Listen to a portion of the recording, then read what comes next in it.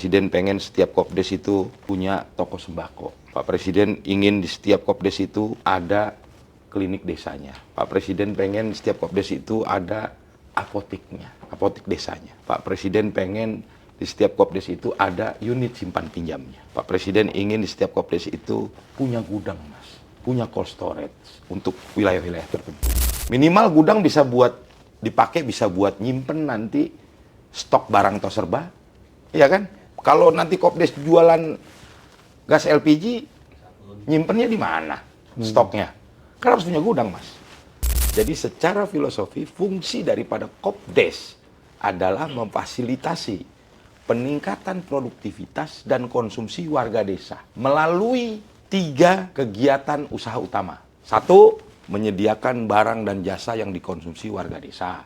2, menyediakan fasilitas gudang dan sarana transportasi untuk support kegiatan produktif. Yang ketiga, menyediakan modal kerja bagi warga desa.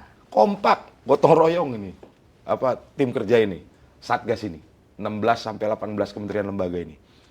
Ini momentum yang jarang-jarang terjadi di bangsa kita ini. 18 kementerian gotong royong untuk ngurusin alat rakyat yang namanya koperasi. Waktu kita bergerak di lapangan, kita selalu nyanyi ini lagu, Mas. Apa tuh lagunya? Lagunya gini.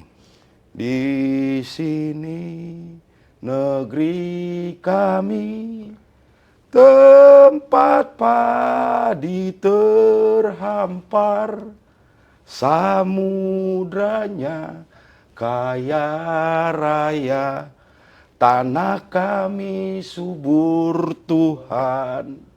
Itu lagunya, Mas. Tapi kenapa, ya kan? Ntar dulu.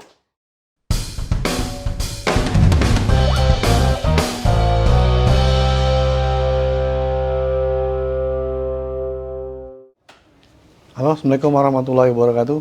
Selamat sore, Sobat Rakyat Merdeka, dimanapun Anda berada. Jumpa lagi dengan saya Sis di program Ngegas Rakyat Merdeka.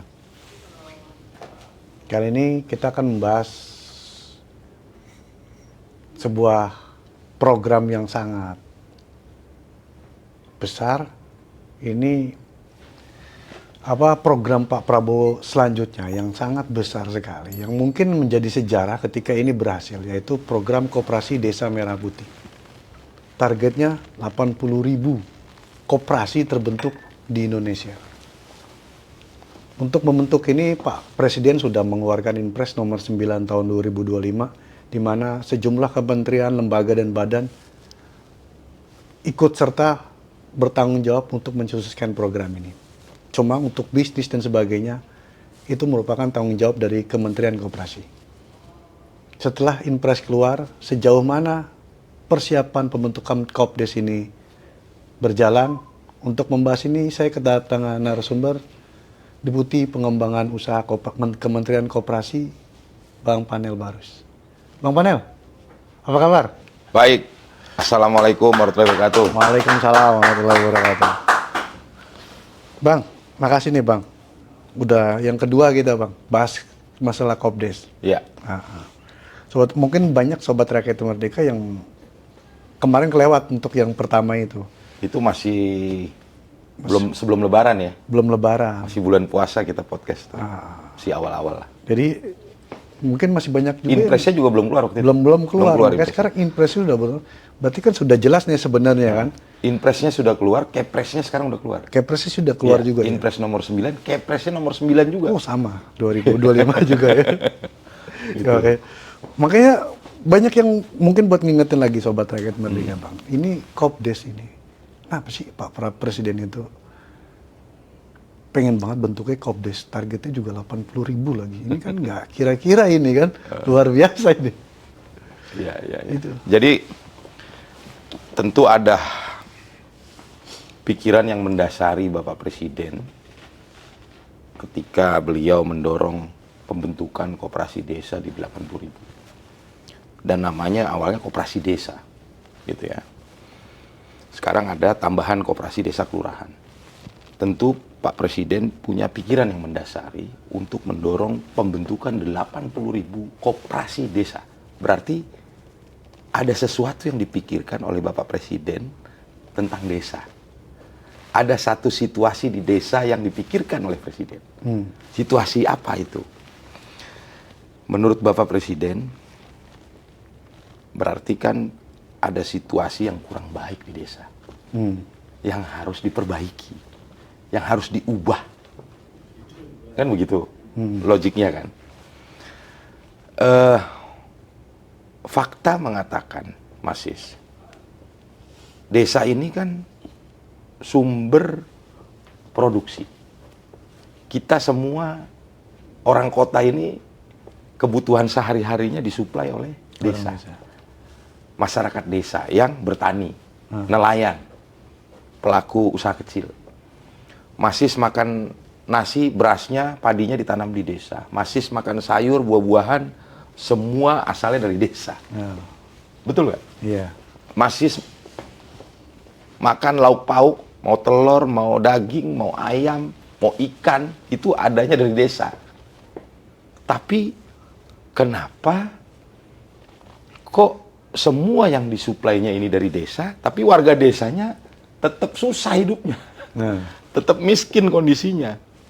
Ini yang mendasari pikiran dari Bapak Presiden mendorong pembentukan Koperasi Desa Merah Putih itu. Gitu loh. Dia ingin mengubah situasi itu. Ya. Betul kan yang saya sampaikan kan? Bahwa desa yang jumlahnya 75.265 di seluruh Indonesia yang sampai dengan hari ini menyuplai semua kebutuhan orang kota. Tapi kalau kita lihat data dan fakta yang disampaikan oleh Kementerian Sosial, yang disampaikan oleh BPS, mayoritas orang miskin itu ada di desa. Iya. Dan profesinya sebagai petani dan buruh tani. Jadi itu fakta. Gitu loh. Kan ini jadi ironi tadi. Kita semua kebutuhan kita dipenuhi oleh desa, tapi kenapa kemiskinan paling banyak ada di desa? Gitu loh. Ini yang mau dijawab, Mas. Kemiskinan ekstrim itu semua alamatnya adanya di desa. Berarti kan ada satu situasi, ada satu sistem yang mapan, ya, yang membuat kemiskinan itu tetap bertahan di desa. Saya udah sampaikan berkali-kali. Seharusnya desa ini kan jadi pangkal pertahanan ketahanan pangan kita. Harusnya desa ini jadi basis lompatan kemajuan sebuah bangsa. Karena desa ini basis produksi. Gitu loh. Tapi kenapa nyatanya hari ini sejak Indonesia merdeka, desa masih menjadi lumbung kemiskinan? Ini yang mau dijawab. Karena ada sistem yang mapan di sana yang menghisap, ya, sistem yang tidak berkeadilan terhadap warga desa. Ini yang mau dijawab oleh alat yang namanya Koperasi Desa Kelurahan Merah Putih. Itu saya pikir yang mendasari pikiran Bapak Presiden mendorong pembentukan Koperasi Desa Kelurahan Merah Putih 80.000. Ini sebuah langkah, ya, yang sangat-sangat strategis. Ini sebuah langkah yang revolusioner ini. Amat revolusioner, ya, tidak hanya progresif, ya. Jadi pertaruhan kita cukup besar di sini, ya. Kalau kita ingin lompat, menurut saya, kalau kita ingin lompat sebagai sebuah bangsa, menurut saya salah satu indikatornya itu bisa terjadi atau tidak kalau program ini berhasil atau tidak kita jalankan. Jadi kita tidak main-main dalam menerima tanggung jawab ini, perintah ini, ya, yang tertuang dalam Inpres dan Kepres itu. Kita akan memberikan seluruh yang kita punya, pikiran, waktu, tenaga, untuk memastikan program Bapak Presiden ini sukses dijalankan. Karena ini diyakini akan mengubah situasi di desa dari yang tidak baik menjadi baik tadi. Gitu Mas. Berarti ada jaminan Bang bahwa kalau Kopdes ini berhasil, masyarakat desa yang sebelumnya, yang selama ini hidupnya miskin, kekurangan, ada jaminan bahwa dengan Kopdes ini setidaknya taraf hidup mereka ini akan naik. Iya, jadi gini, tadi situasi yang saya jelaskan, situasi yang ada di desa, itulah yang mendasari kemudian langkah strategis ini diambil untuk menjawab situasi di desa itu. Ya, itu tadi sudah saya jelaskan. Tentu keberhasilan langkah ini juga ada beberapa kuncinya, Mas, yang harus kita bisa realisasikan ke depan. Ada 3 lah minimal menurut saya kunci dari keberhasilan Kopdes ini. Yang pertama, saya pikir program ini akan sukses apabila partisipasi yang luas dari masyarakat itu dibuka, ya. Rasa kepemilikan warga desa terhadap alat ini harus dibangun, ya. Dan kesadaran rakyat di desa itu harus kita ubah, ya. Karena tidak mungkin terjadi perubahan kalau kesadaran rakyatnya tidak berubah. Perubahan itu bisa terjadi kalau pikirannya berubah. Mindsetnya. Iya dong. Jadi ini yang paling esensi, bagaimana kita bisa merubah kesadaran masa rakyat di desa. Kalau itu berubah ini Mas situasinya. Itu menurut saya salah satu kunci dari keberhasilan. Jadi partisipasi luas, ownership dari warga desa terhadap alat ini, sama kesadaran rakyatnya harus diubah. Gitu loh. Yang kedua tentu Kopdes akan sangat dipengaruhi berhasil atau tidaknya dengan pemilihan SDM-nya, pengurus-pengurus ya Mas. Gitu ya. Dia harus dipilih yang terbaik lah di desanya supaya operasionalisasi usaha Kopdesnya bisa berjalan. Tapi bukan berarti pemerintah juga tinggal diam atas itu ya. Pasti nanti ada pembekalan, pelatihan supaya ada peningkatan skill lah dari pengurus-pengurus Kopdes ini. Itu tugas Kementerian Koperasi memang. Dan itu nggak gampang, berat sekali, ya. Melatih rakyat berbisnis ini bukan perkara gampang. Yang ketiga, Mas, tentu berhasil atau tidaknya Kopdes ini juga dipengaruhi dengan sistem manajemen berbasis teknologi, digitalisasi. Itu sebuah keniscayaan. Nggak mungkin 80.000 ini akan sukses kita jalankan tanpa digitalisasi. Negara kita teramat besar, Mas. 17.000 pulaunya, Mas. Gimana kita mau ngelola bangsa yang begitu besar tanpa dukungan teknologi? Jadi teknologi harus digunakan untuk mencapai tujuan-tujuan itu. Teknologi harus digunakan untuk mengabdi pada tujuan-tujuan itu. Gitu. Jadi saya pikir 3 itu, Mas, harus kita capai supaya nanti ke depan Kopdes bisa diharapkan mencapai tujuannya. Kalau gitu. Sejauh ini Kopdes sendiri progres itu seperti apa, Bang? Jadi saya kalau progres pembentukan, saya pikir itu sudah disampaikan setiap hari ya. Kita keliling ke seluruh daerah untuk mendorong ini dibentuk ya. Tahap pertama memang pembentukan kelembagaannya dulu, Mas. Ya, Mas Sis kalau mau bikin usaha juga kan ngurus legalitas usahanya dulu. Gitu. Rakyat juga di desa-desa kita dorong untuk membentuk kelembagaan koperasi desa Merah Putihnya dulu. Nah itu sejauh ini sampai dengan hari ini sudah 79.000, ya, sudah 79.000 dari target 80.000, ya.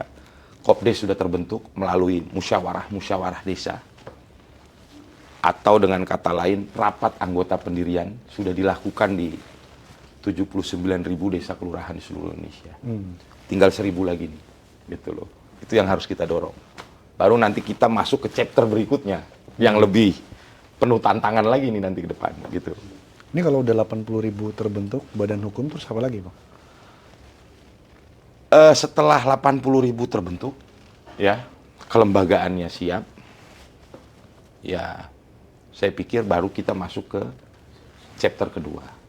Bagaimana kemudian operasionalisasi usahanya, ya, itu harus bisa kita dorong.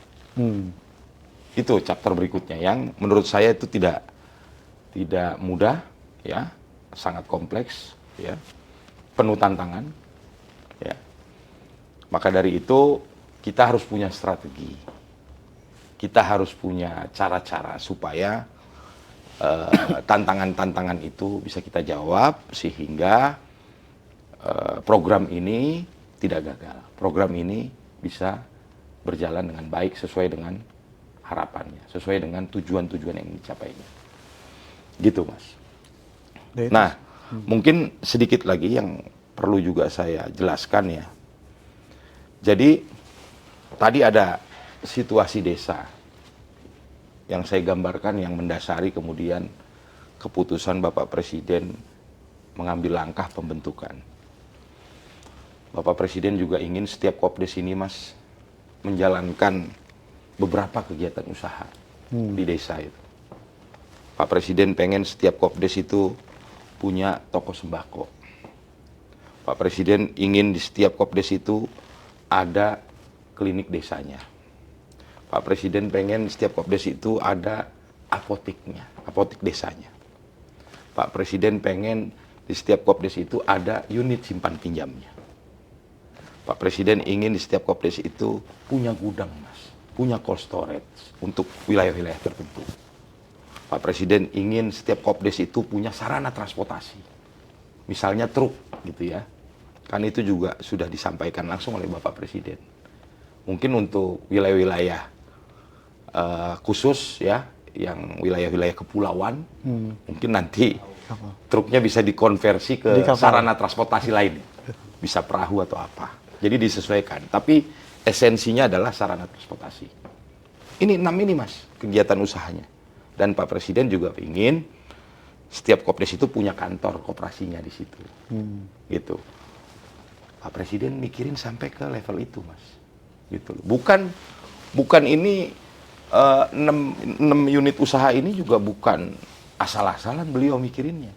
Ini berangkat dari situasi di desa tadi yang ingin dijawab oleh Kopdes atas situasi yang tidak baik tadi. Kok bisa dengan 6 unit ini, gitu kan? Gitu. Presiden mikir ini sampai sedetail itu. Kenapa kok Pak Presiden ingin Kopdes punya toko sembako, gitu kan? Jadi saya pikir masyarakat di desa itu dengan koperasi punya toko sembako itu, masyarakat desa akan lebih mudah mengakses barang-barang kebutuhan pokoknya. Iya dong? Kebutuhan pokoknya lebih dekat lagi ke warga desa. Iya kan? Dia nggak perlu warga desa lari-lari cari kebutuhan pokoknya ke kota kecamatan lah yang lebih jauh. Misalnya gitu. Karena di tiap desa ada koperasinya. Nah, dengan toko sembako tadi, Toserba tadi, Pak Presiden juga ingin warga desa bisa mengakses barang konsumsi ini dengan harga yang murah, yang terjangkau. Gitu loh. Pak Presiden juga ingin dengan adanya toko sembako, kebutuhan-kebutuhan pokok ini dipastikan ketersediaannya. Gitu loh, Mas. Jadi beliau itu nggak asal-asalan mikir toko sembako itu penting, gitu loh. Gitu. Dan mungkin nanti barang-barang subsidi kan juga bisa didistribusi lewat sini untuk memangkas rantai distribusi yang jelimet panjang dan tidak menguntungkan untuk konsumen, untuk warga desa, ya kan? Gitu. Lalu apa fungsinya nih, Pak Panel, unit simpan pinjam, gitu kan? Tadi di awal kita bicara ada satu sistem yang mapan di desa, yang menghisap, yang tidak berkeadilan, yang membuat warga desa tetap miskin. Kan begitu ya? Jadi setelah kita perhatikan, kita cek apa yang membuat warga desa tetap miskin, karena praktek tengkulak tadi. Ada praktek renten di desa. Sekarang tambah lagi nih, ada praktek pinjol ilegal di desa. Iya kan? Karena masyarakat ini ya untuk menjalankan kegiatan produktifnya, dia kadang-kadang butuh modal, butuh uang. Iya kan? Selama ini sudah terbiasa dia berhubungan dengan sistem yang mapan ada hari ini, yaitu berhubungan dengan tengkulak. Cuman tentu berhubungan dengan tengkulak, tengkulaknya pasti lebih untung, lebih besar Mas ketimbang dia gitu loh. Berhubungan dengan pembiayaan, dia berhubungan dengan rentenir yang mencekik leher dia juga. Apalagi pinjol ilegal. Iya kan? Nah ini sistem yang tadi saya bilang mapan, yang memiskinkan warga desa. Ini yang mau dijawab. Lalu apa relasinya, hubungannya dengan unit simpan pinjam? Jadi unit simpan pinjam di Kopdes itu harus dimaknai bahwa Bapak Presiden, ya, unit simpan pinjam itu harus dimaknai sebagai penyediaan modal kerja bagi warga desa. Gitu loh. Untuk menjawab, untuk memutus hubungan yang memiskinkan warga desa itu dengan rentenir, pinjol, dan tengkulak. Ini instrumennya. Jadi Presiden mikirinnya sampai ke situ. Dia jawab satu-satu masalahnya nih pakai unit usaha ini. Ini Presiden luar biasa. Nggak asal omong. Gitu loh. Ada basis analisisnya. Gitu. Lalu Pak Deputi, kenapa Kopdes harus punya gudang? Pak Presiden juga sudah menyampaikan itu. Kesedihan beliau pada saat orang panen mangga, mangganya busuk, tidak terjual, karena nggak ada storage-nya, nggak ada gudangnya, dengan kamar pendingin, tidak ada fasilitas itu, sehingga orang menangis. Panennya bagus, tapi pendapatannya nggak bagus. Gitu loh. Ini kan ironi. Jadi ke depan, Kopdes harus punya gudang, menurut Bapak Presiden. Karena gudang ini instrumen yang dibutuhkan oleh sebuah badan usaha yang namanya koperasi di desa. Gitu loh. Minimal gudang bisa dipakai bisa buat nyimpen nanti stok barang toserba. Iya kan? Kalau nanti Kopdes jualan gas LPG, nyimpennya di mana stoknya? Kan harus punya gudang, Mas. Terus misalnya Kopdes mau jualan pupuk, mau distribusi pupuk ke petani, masa nggak ada tempat penyimpanannya kan? Tetap butuh gudang kan, Mas. Belum lagi tempat penyimpanan barang-barang yang dijual di toserba yang lainnya gitu ya. Gitu.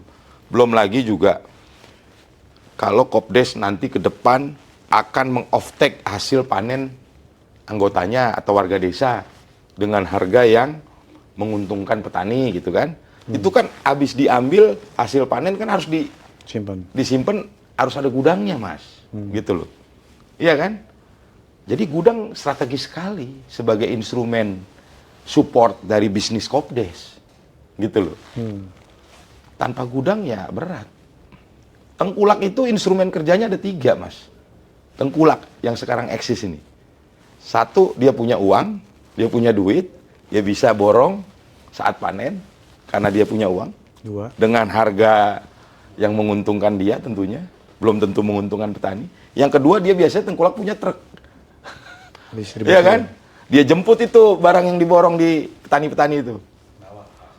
Sebagian tengkulak punya storage juga, punya gudang untuk komoditi-komoditi tertentu. Tapi sebagian tengkulak nggak punya gudang karena habis beli, borong langsung bawa ke pasar. Nah, instrumen itu harus ada di Kopdes. Gimana mau ngatasi sistem yang mapan kalau kita nggak punya instrumen itu? Itu sampai segitunya Presiden mikir. Pertanyaannya kan, Bang. Gitu loh. Ini kan clear ya itu ya? Clear. Gitu loh. Jadi unit usahanya apa, fungsinya apa, tujuannya apa, Presiden mikirin sedetail itu. Jadi terukur. Gitu loh. Ini kan pertanyaannya ini kan akhirnya ini berarti bukan bisnis kecil, bukan usaha kecil. Ini kan usaha besar. Ada gudang, ada transportasi, ada modal untuk membeli bahan, sembako dan sebagainya. Bahkan modal untuk simpan pinjam itu sendiri yang kepada para petani. Ini Ya. kan bukan bisnis kecil, ini bisnis besar. Besar kecil itu biar bagaimanapun size-nya dia di level desa. Nah, Ya dong, namanya Kopdes. Kalau Mas bilang besar, dari mana melihatnya? Kalau kita mau bilang kecil, dari mana juga kita melihatnya. Tapi kalau bicara size bisnis, dia size-nya desa. Setuju kan? Ah. Karena ini koperasi desa, bisnisnya di desa. Ya size-nya segede desa. Mas bilang itu besar, nggak salah. Mas bilang kecil itu juga nggak salah. Gitu loh, secara size. nah. Gitu loh. Karena memang koperasi ini ngurusin hajat hidup orang banyak. Makanya selalu saya sampaikan, Mas. Selalu saya sampaikan. Secara filosofi, ya, fungsi daripada Kopdes ini, ya, adalah memfasilitasi peningkatan produktivitas dan konsumsi warga desa. Itu.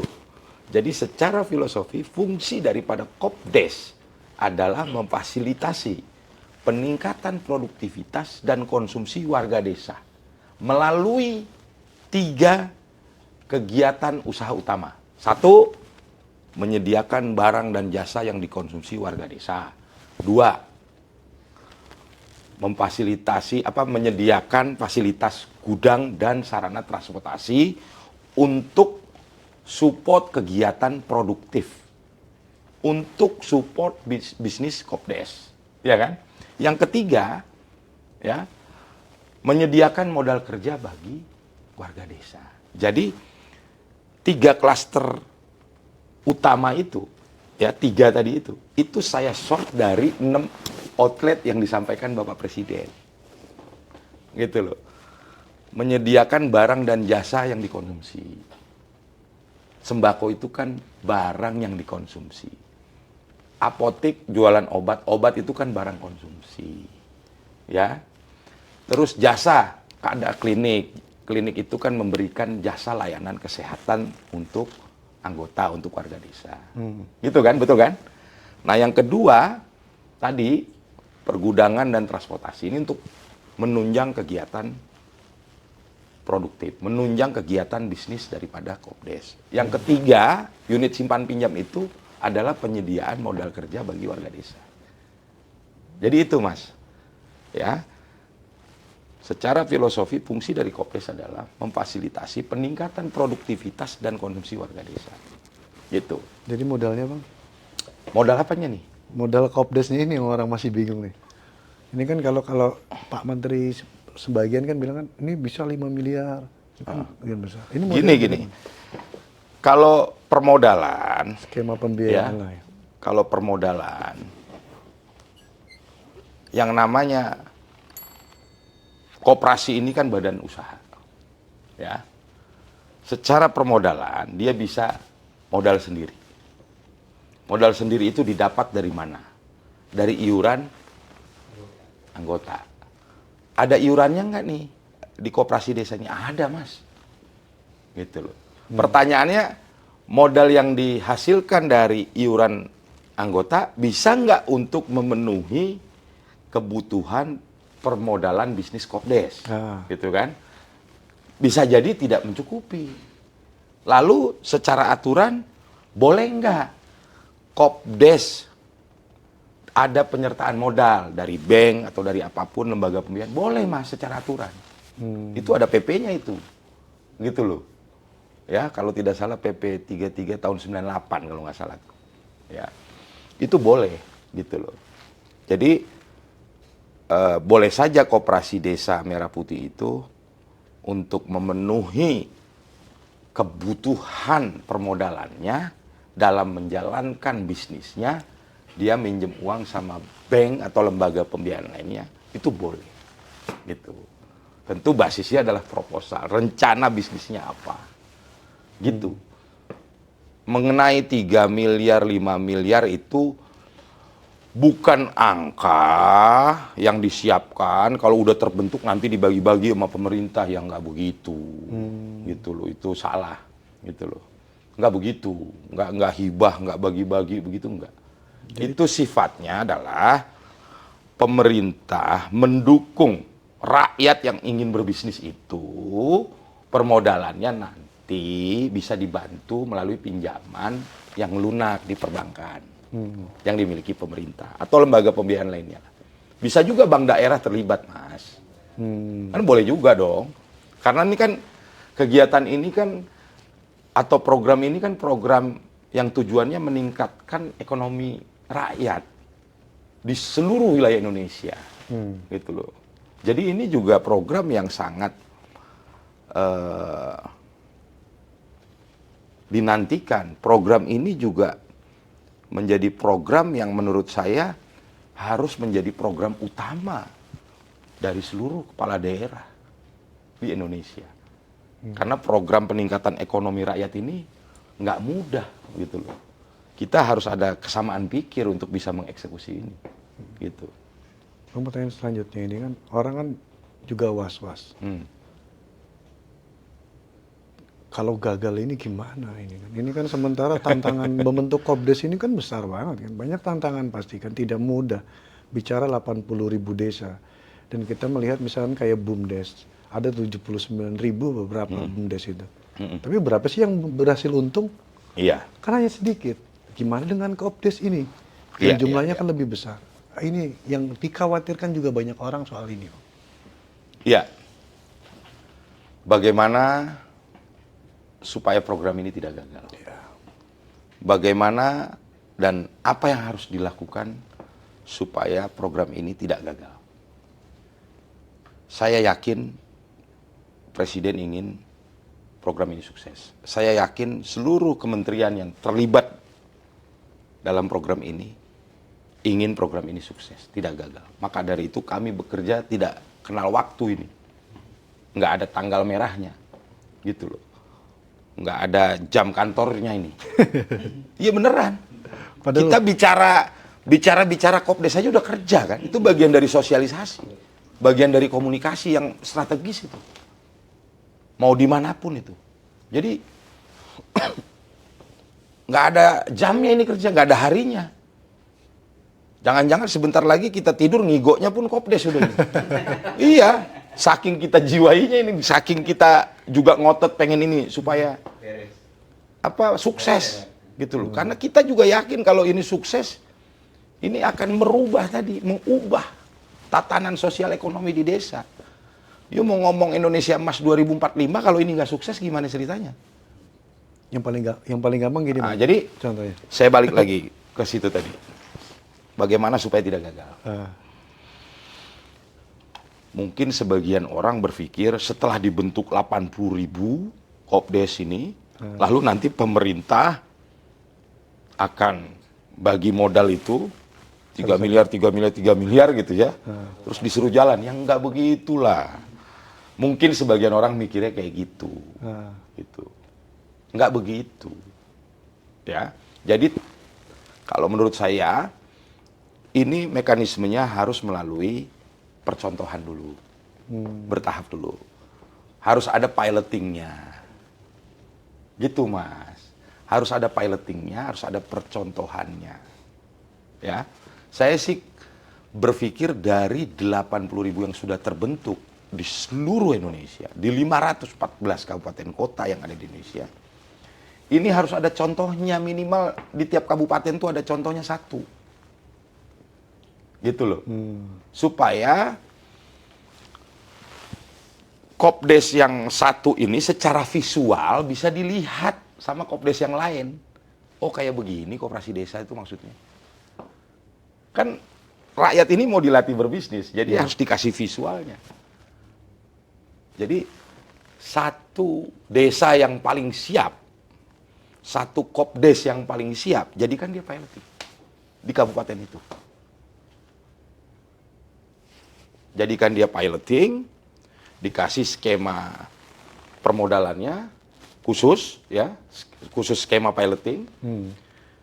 Lalu Pak Bupati sebagai satgas, ketua satgas di kabupaten itu juga mengontrol itu karena dia sangat berkepentingan bahwa piloting ini harus sukses, ya kan?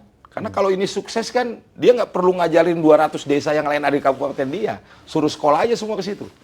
Suruh belajar aja ke situ. Iya kan? Betul nggak? Nggak perlu diomon-omon satu-satu. Ah, itu belajar situ. Nanti kalau ada satu piloting Kopdes ini, Mas, desa-desa yang nempel di sekitarnya kan udah gelisah juga ngeliatin kan? Belajar di situ kan? Gitu loh. Masyarakatnya juga pasti kan belajarnya ke situ, gitu. Baru di situ nanti akan dirasakan Kopdes ini bermanfaat nggak buat warga, kan begitu kan? Baru kelihatan kan? Jadi piloting ini penting, buat pemerintah juga penting, supaya terukur, ya, supaya kita bisa lihat bagaimana situasi di lapangan, perilakunya seperti apa, kebijakan-kebijakan lanjutan yang harus dikeluarkan apa, intervensinya apa supaya efektif. Gitu. Tentu piloting ini harus didampingi baik oleh kepala daerah ya melalui dinas-dinasnya supaya ini sukses. Gitu loh. Ya, diobservasi dulu, Mas.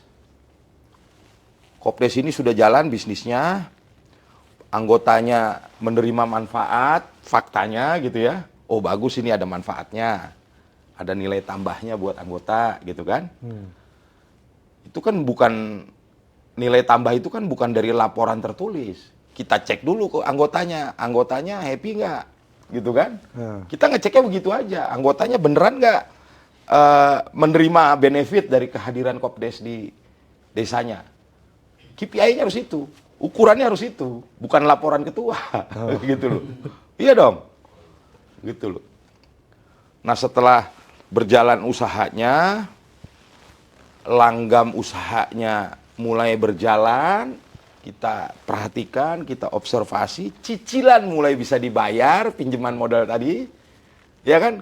Cicilan bisa dibayar kan, asumsinya itu kan bayar cicilan dari keuntungan, ya kan?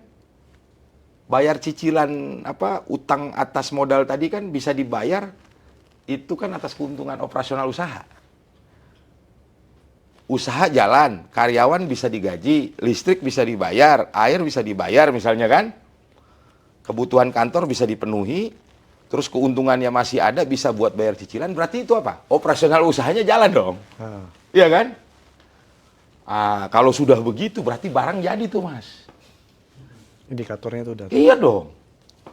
Nah setelah jadi begitu, kepala daerah juga makin nafsu itu pasti. Kepala daerah nafsu, warga-warga Kopdes-Kopdes di sekitar Kopdes percontohan juga udah gelisah, udah nafsu, pengen jalankan juga, gairahnya ada, kesadarannya sudah mulai berubah, ya kan? Ya dong, baru nanti bisa direplikasi di desa-desa atau Kopdes-Kopdes di kabupaten itu. Ketua Satgas dalam hal ini Pak Bupati atau Ibu Bupati, ya, itu yang nanti kemudian memutuskan mana Kopdes-Kopdes yang bisa jalan replikasi.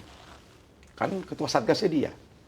Oh jadi daerah ini memang Ketua Satgasnya Bupati, Wali Kota, berarti Provinsi, Ketua Satgasnya Gubernur, gitu loh. Dia tanggung jawab atas itu.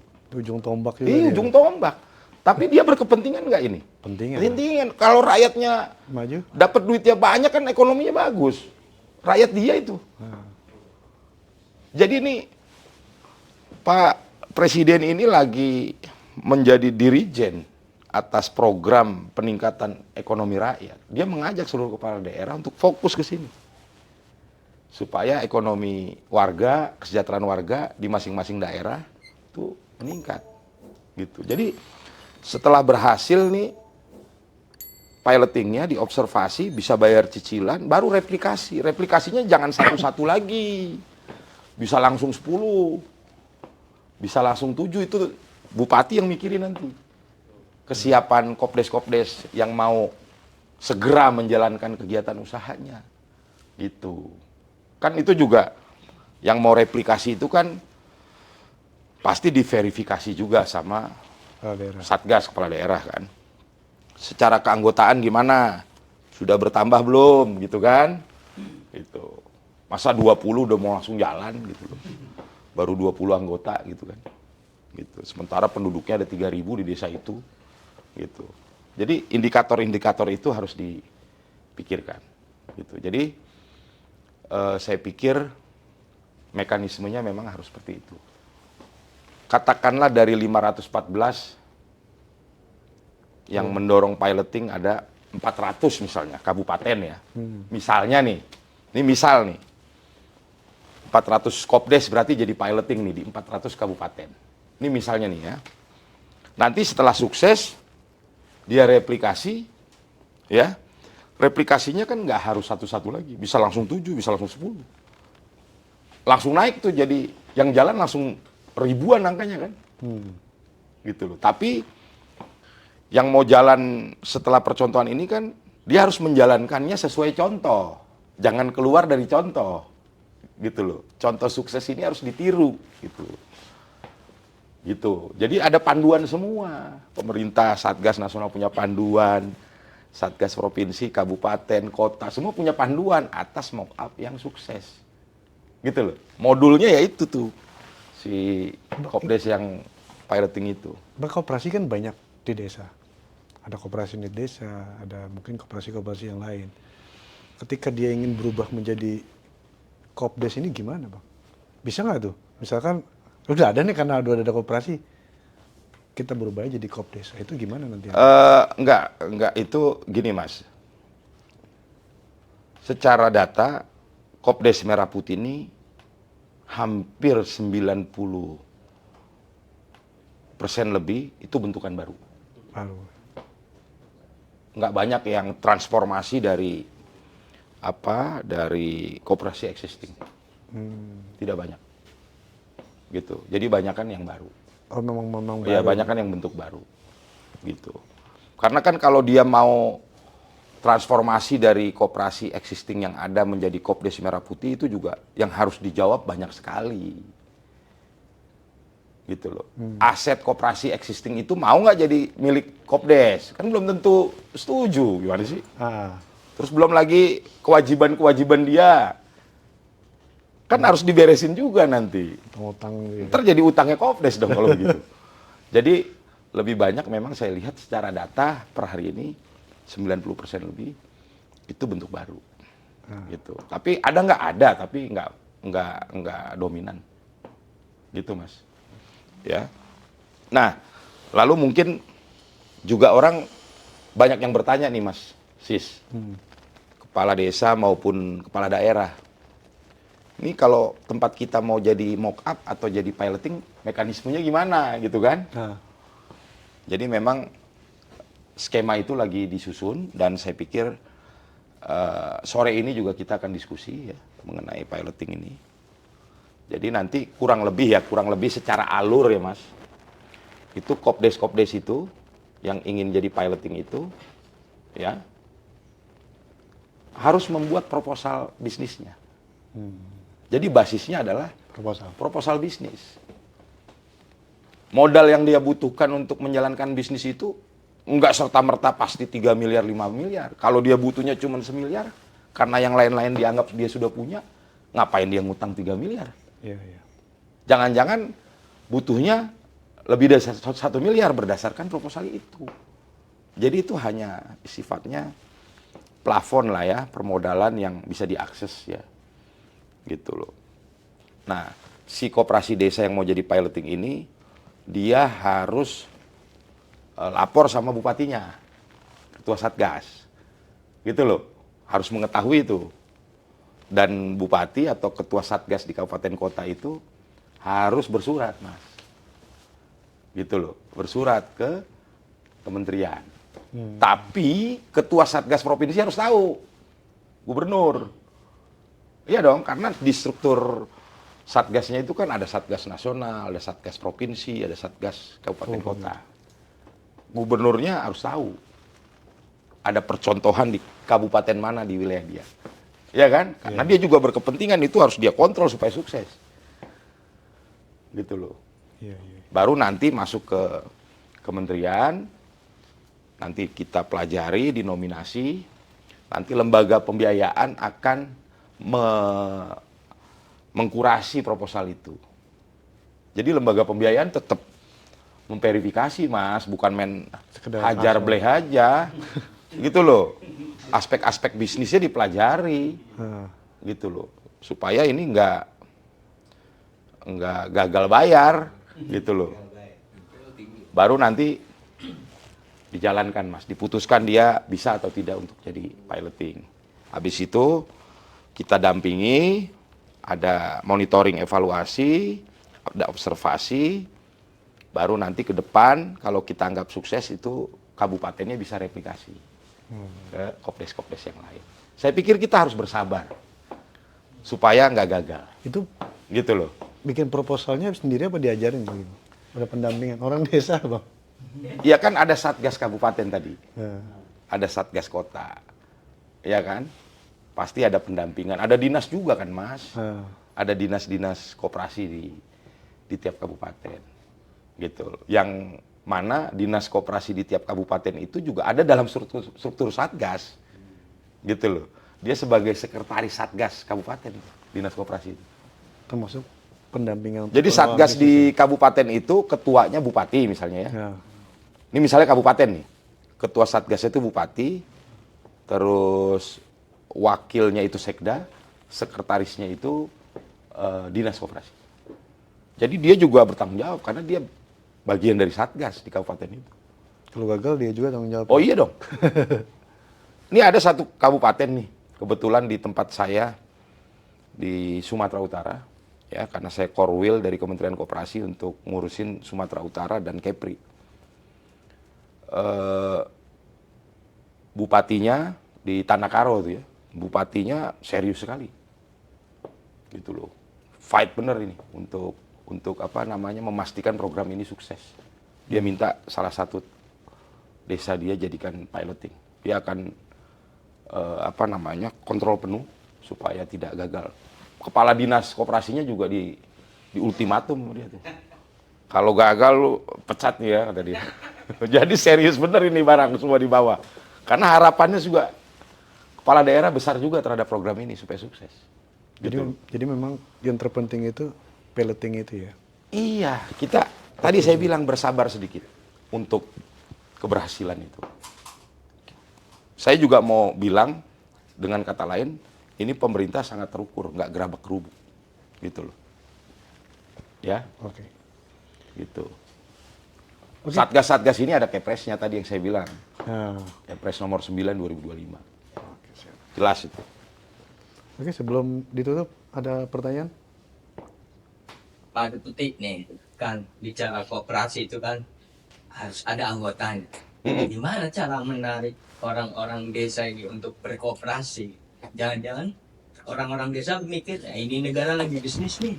Bukan mereka diajak bisnis. Iya. Gitu, Pak. Padahal kita pengen rakyat latihan bisnis lewat koperasi. Iya. Pemerintah pengen rakyat ini dilatih berbisnis melalui alat yang namanya koperasi. Ya, Gitu kan? caranya biar orang-orang desa ini mau berkooperasi. Jadi gini Mas, psikologis massa di bawah, psikologis massa rakyat di bawah. Dan prinsip dari keanggotaan koperasi itu kan sukarela. Kita nggak bisa maksa-maksa orang desa harus jadi anggota Kopdes. Tapi secara natur nanti dia akan masuk menjadi anggota Kopdes. Karena apa? Karena dia akan lihat anggota koperasi ini mendapatkan benefit yang lebih ketimbang dia yang belum menjadi anggota. Gitu loh. Contoh, warga desa bukan anggota Kopdes, beli minyak goreng harganya, ini contoh aja ya, entah bener entah enggak harganya nih ya. Contoh, warga desa bukan anggota koperasi, beli minyak goreng 15.000. Yang anggota koperasi bisa beli dengan harga 13.000. Udah selisih 2.000. Kalau sebulan beli minyak gorengnya 15 kali udah berapa duit? Benefitnya. Iya kan? Itu baru satu komoditi. Baru minyak Iya goreng. kan? Jadi biasanya warga itu akan terpanggil untuk menjadi anggota setelah dia lihat ada manfaatnya. Gitu loh. Jadi bukan tidak mungkin nanti di awal koperasi ini kan didirikan baru 20 orang kan. pendirinya dan anggotanya sekaligus pengurusnya. Diharapkan ke depan kan berkembang. Kalau di desa itu penduduknya ada 3.000, harapan saya 50% dari penduduknya bisa jadi anggota koperasi. Gitu loh. Gitu. Jadi 1.500 sudah jadi anggota koperasi, itu juga udah luar biasa. Terus yang 1.500 boleh nggak dipaksa aja jadi anggota? Nggak boleh, Mas. Karena prinsip koperasi itu sukarela. Gitu loh. Gitu. Jadi yang 1.500 ini juga bisa dikelola juga oleh ceruknya bisa dikelola oleh lembaga-lembaga ekonomi lainnya yang existing ada di desa, bisa juga berbagi seperti itu. Bang, satu lagi Bang katanya. Pada putih. Yang ini nih, Ini kan tantangan. ada gak sih target-target kayak pertama kan mungkin dari legalitas. Setelah itu kan ke chapter selanjutnya. Nah, kalau tadi Pak Ori Putih bilang ini kan ada pilot-pilotnya dari 500-an tadi itu. Percontohan ya? Percontohan itu. Nah, itu ada gak sih target-targetnya mungkin dalam tahun ini berapa? Apakah juga nanti akan menjangkau daerah 3T terluar, terjauh seperti itu?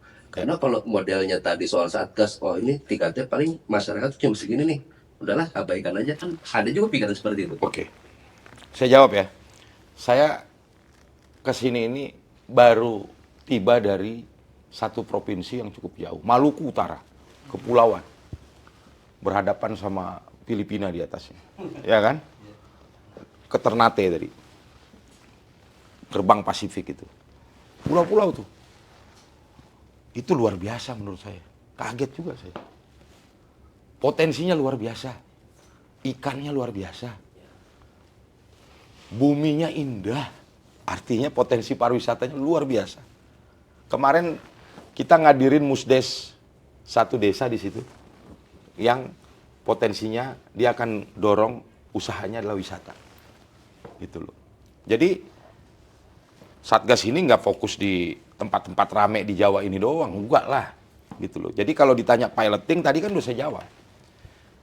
Dari 514 kabupaten kota, ya kepala daerah harus mengusulkan tempatnya jadi piloting, bukan kita yang ngejar-ngejar. Itu juga jadi indikator keseriusan kepala daerah dong. Iya kan? Gitu. Katakanlah dari 514 nih kabupaten kota yang mengusulkan tempatnya menjadi piloting ada 400. Ya udah kita jalan dulu di situ, 400 itu. Piloting. Kita dampingi itu supaya sukses. Kita kawal bareng-bareng. Gitu loh. Supaya itu jalan. Kita observasi, baru nanti direplikasi. Nah replikasinya tadi kan udah saya bilang, nggak harus satu-satu lagi. Namanya replikasi kan bisa langsung 7, bisa langsung 10. Kalau 10 kali 400 sudah 4.000 habis itu skala peningkatannya.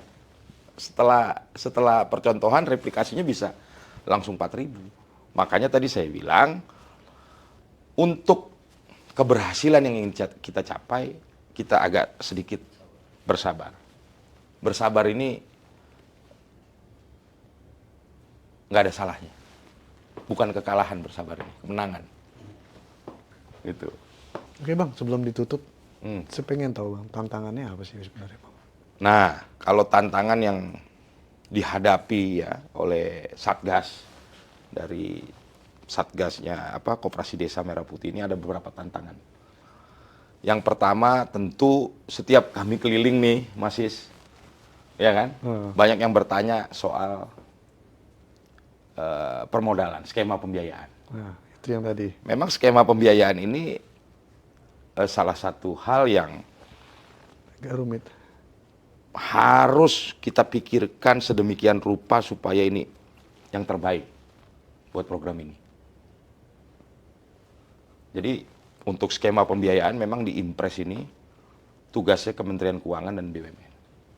Tapi bukan berarti kementerian-kementerian lain nggak bantuin mikir untuk itu. Kita semua gotong royong kerja ini, saling memberikan masukan. Kementerian Kesehatan tugasnya ngurusin klinik dan apotek. Apakah kita Kementerian Koperasi nggak bantuin mikir untuk mengeksekusi itu? Enggak, diskusi terus kita. Bareng-bareng. Kompak, gotong royong ini. Tim kerja ini, Satgas ini. 16 sampai 18 kementerian lembaga ini. Ini momentum yang jarang-jarang terjadi di bangsa kita ini. 18 kementerian gotong royong untuk ngurusin alat rakyat yang namanya koperasi ini. Ini luar biasa.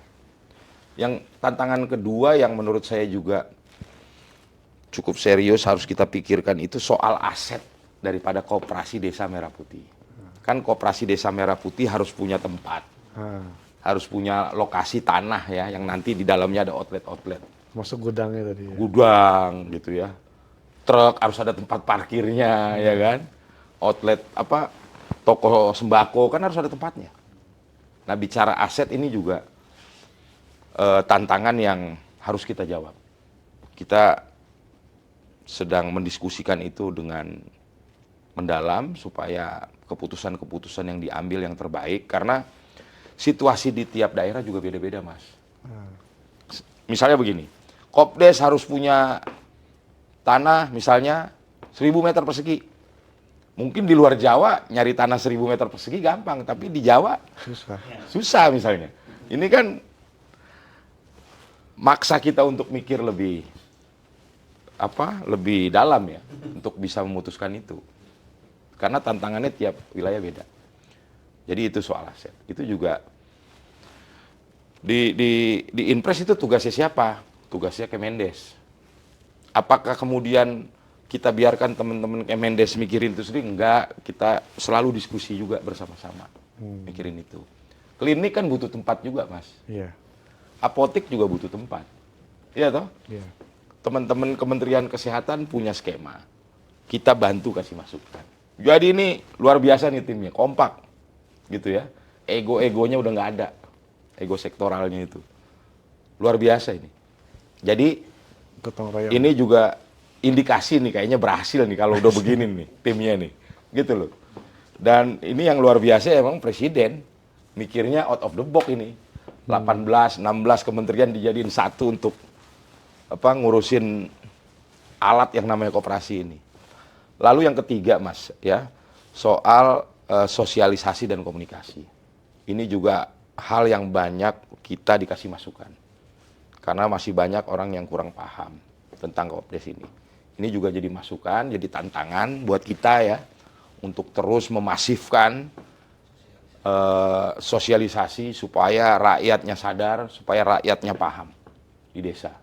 Bukan hanya rakyat, tapi kepala desa, teman-teman kepala daerah, supaya satu pemahaman tentang koperasi desa ini. Dan ini tantangan yang tidak mudah, menyatukan pemahaman, kesadaran. Ya toh? Ini juga tantangan yang luar biasa. Yang keempat, soal SDM.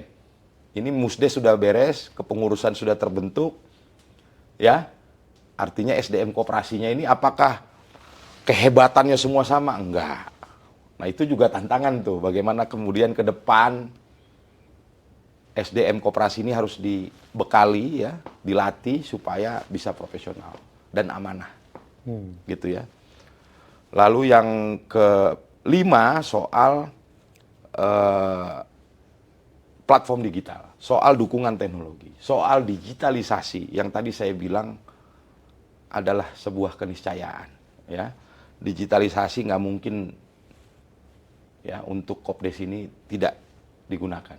Kita Kopdes ada di 80.000 desa, kita negara besar 17.000 pulau, terus nggak ada digitalisasi, nggak ada dukungan teknologinya, nggak mungkin. Berat sekali, gitu ya. Dan tadi udah saya sampaikan bahwa teknologi harus kita gunakan untuk mengabdi pada tujuan-tujuan itu. Dan yang terakhir, tantangan geografis. Bisa-bisa. Hah? Beda-beda. Iya. Kalau kita naik mobil digas nih, kita ngegas, nggak kelar-kelar, Mas. Nggak nyampe-nyampe gitu loh. Luas sekali bangsa kita ini. 17.000 pulau, ya. Walaupun nggak 17.000 di huni, ya paling baru 6.000, 7.000, tapi luas banget. Jadi tantangan geografisnya juga luar biasa. Untuk membuat Kopdes ini dalam satu pikiran, satu gerak langgam yang sama ini nggak mudah. Jadi karena besar sekali negara kita. Ke Papua sampai Aceh sana. Gitu. Jadi gitu, Mas. Oke. Banyak juga tantangannya, Bang. Banyak sekali, Mas. Jadi di akhir nih, Mas.